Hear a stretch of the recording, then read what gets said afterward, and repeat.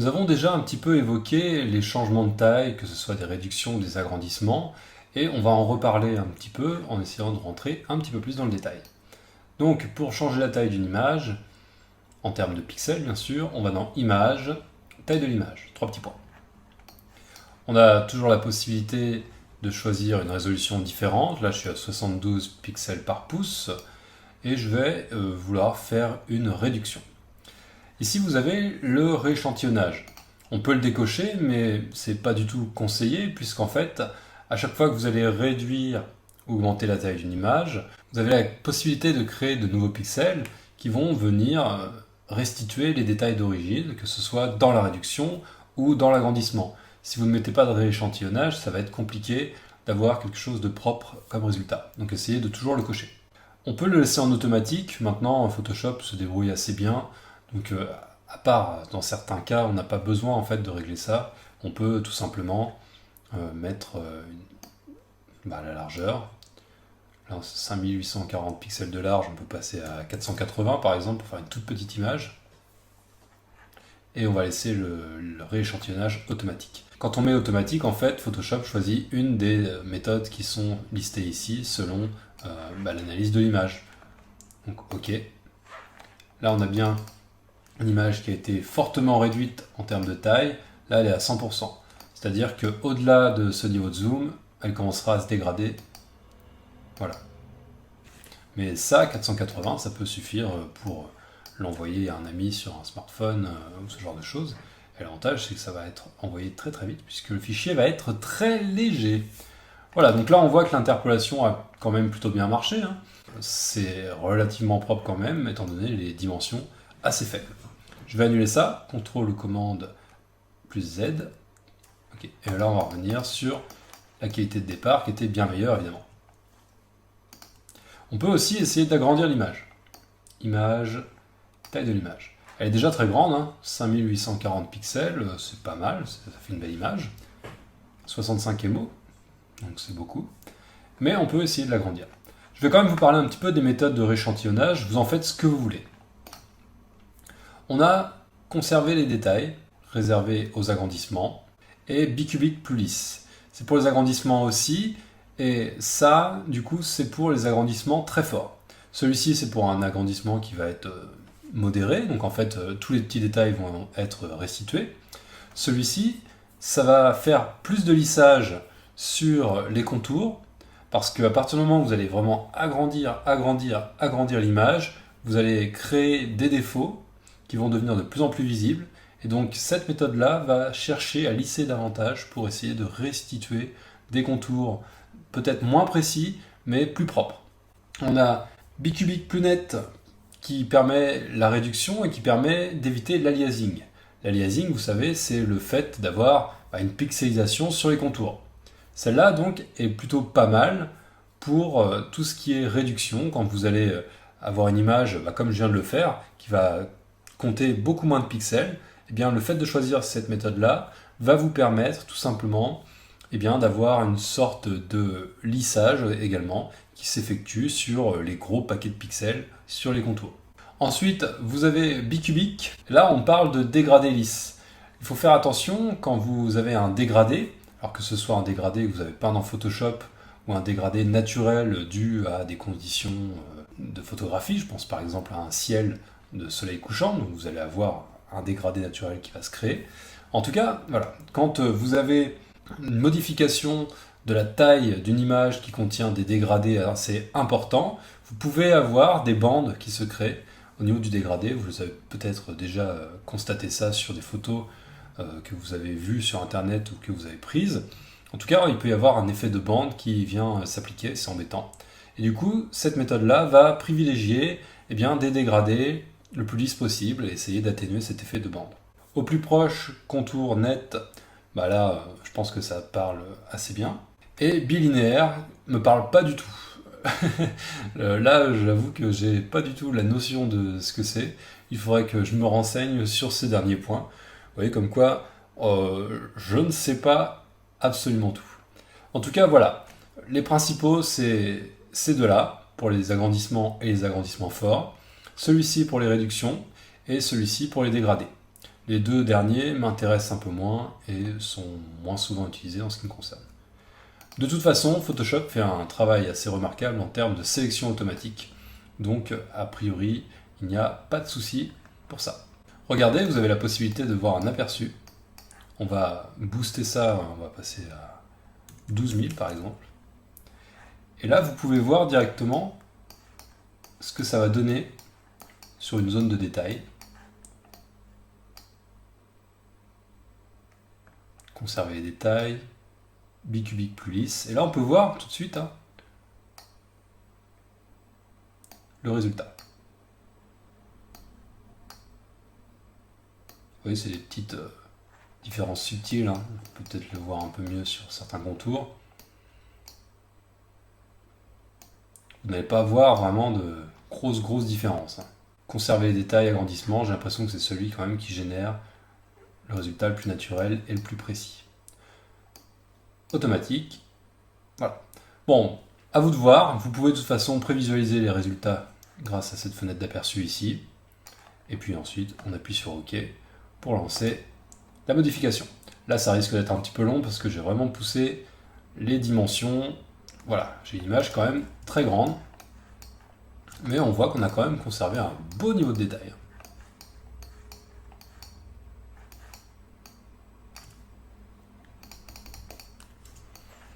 Voilà donc pour les méthodes d'interpolation. Attention, une petite notion qu'il faut bien comprendre, c'est la différence entre la taille de l'image et la taille de la zone de travail. Ce n'est pas la même chose. On va aller donc dans Images, et au lieu de faire taille de l'image, on va faire taille de la zone de travail. La zone de travail, c'est tout simplement le document sur lequel vous travaillez. Ne correspond pas forcément à l'image qui est ouverte. On va le voir tout de suite. Je suis en millimètres, je vais me mettre en centimètres. Ok.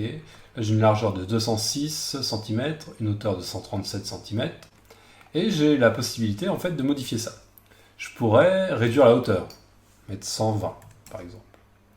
À ce moment-là, qu'est-ce qui va se passer? C'est tout simplement, je vais rogner l'image. Voilà, j'ai enlevé des morceaux d'image en haut et en bas pour réduire la hauteur totale. Bon, en fait, là, vous allez me dire, ça revient au même que si j'avais changé la taille de l'image. Eh bien, oui et non, parce que là, j'ai supprimé des parties de l'image. Je n'ai pas seulement comprimé l'image et son contenu. Première chose à comprendre. Taille de la zone de travail. Ce qui va m'intéresser, c'est de faire le contraire, d'agrandir. Je vais me mettre en centimètres. Là, je suis à 120. Je vais me mettre à 150. En hauteur.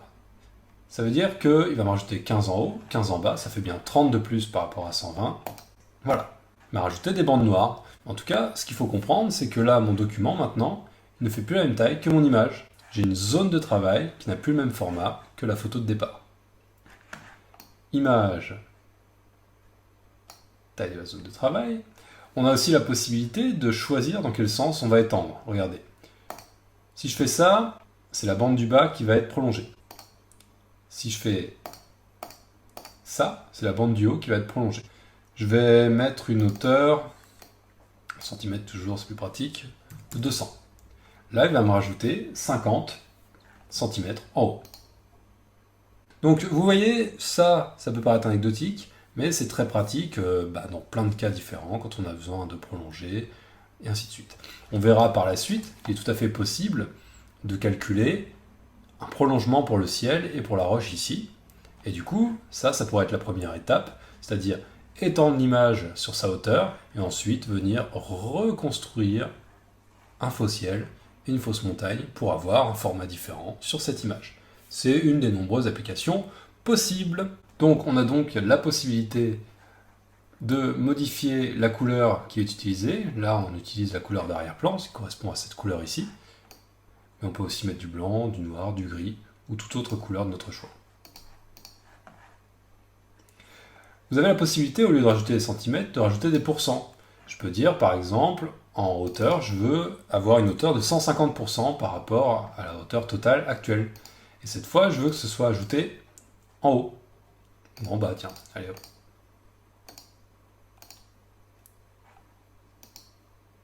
Voilà.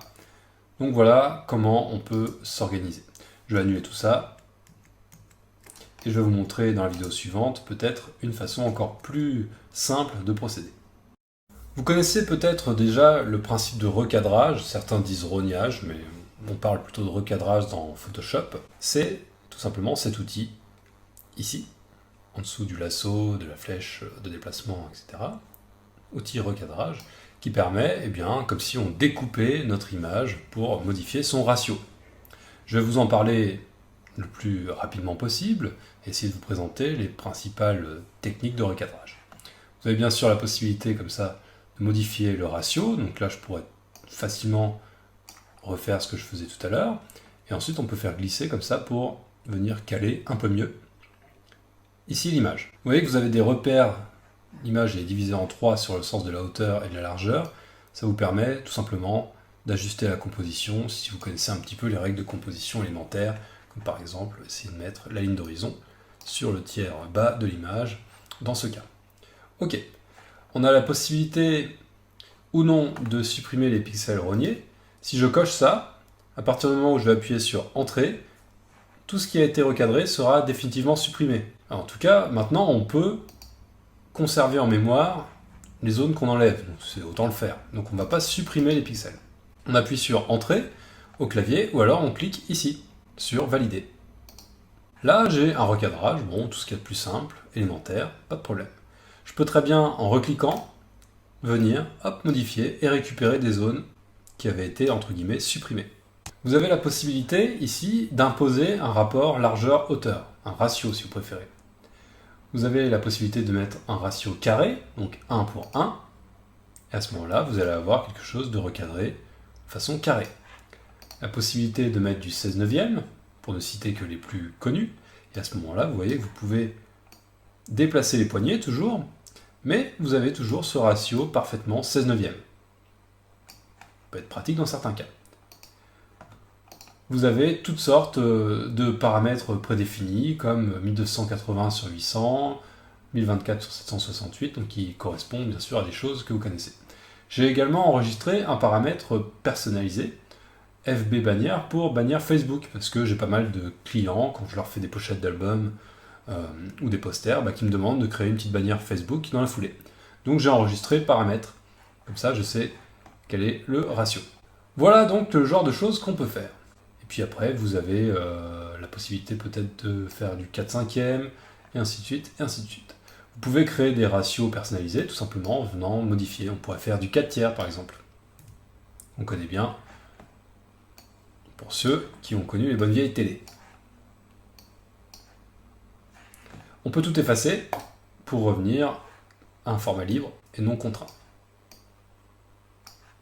Vous avez la possibilité également de venir incliner l'image ou la désincliner. Il y a une grille qui s'affiche, ça c'est pas mal, si votre image est un peu penchée, vous pouvez la redresser. Là c'est pas le cas, donc c'est moi qui vais la pencher.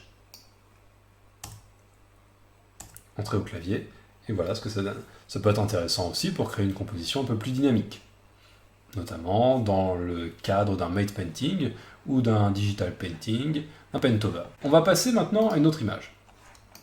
Celle-ci, je la soupçonne d'être légèrement penchée. On va aller dans Affichage, Afficher, Grille. La grille dans Photoshop vous permet tout simplement de vérifier si les choses sont bien droites. Là, on voit qu'au niveau de la ligne de démarcation des os, on est peut-être un peu penché quand même. Je vais enlever la grille. Et je vais passer sur l'outil recadrage. J'ai la possibilité avec l'outil recadrage d'afficher encore une fois une grille. Donc vous voyez, j'aurais pu passer directement par là. Je peux mettre aussi différentes choses qui sont liées à des techniques de composition. Donc ça, c'est à vous de voir. Vous regarderez, on a la règle des tiers, les diagonales. On a hop, le nombre d'or, la spirale d'or, les fameux triangles de composition.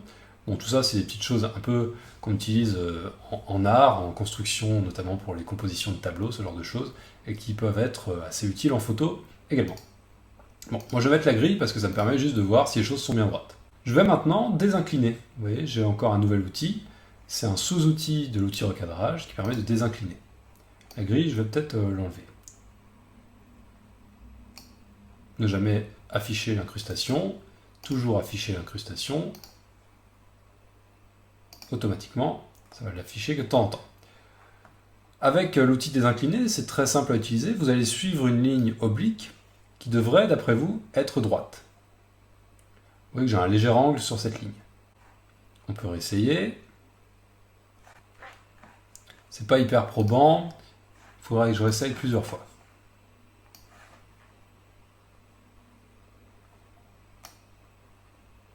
Alors mon exemple n'est pas forcément le meilleur, donc je change d'avis, je vais aller chercher un autre exemple, avec peut-être un horizon plus penché, si j'arrive à en trouver un.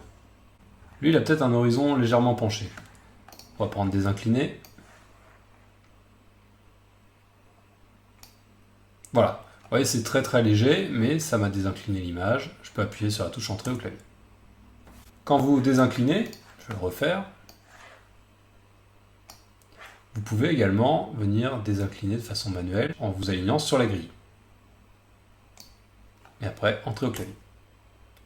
Voilà. Bon, désolé pour l'exemple de Venise, mais je crois que c'est pas tout à fait adapté. Remarque, j'aurais pu le faire à l'œil également, hein, pour essayer de corriger ce qui, moi, me semble pas tout à fait droit. Et entrer au clavier. Avant, après. Ça me paraît mieux, mais pas encore tout à fait adapté, donc je peux recommencer.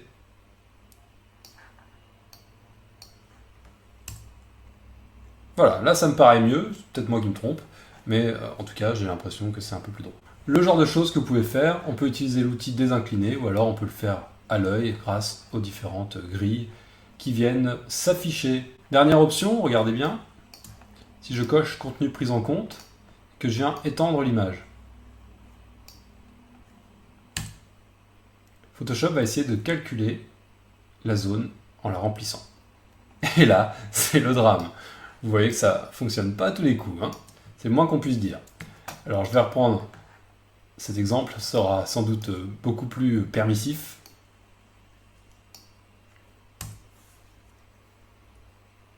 Voilà. Bon, vous voyez, tout ce qui est remplissage automatique, ce genre de choses, ça fonctionne pas à tous les coups. Là, ça fonctionne. J'ai tout simplement coché l'option contenu pris en compte, ce qui va automatiquement essayer de remplir les zones transparentes créées. On pourrait tenter ici. Pas sûr que ça marche, hein, on va voir.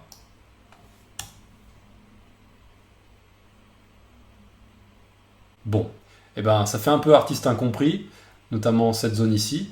Mais en fait, dans Photoshop, il faut souvent s'y reprendre à deux fois. Donc là, avec d'autres méthodes dont je vous parlerai plus tard, il serait tout à fait possible de se débarrasser assez rapidement du problème qu'on a ici et de ne conserver que le ciel.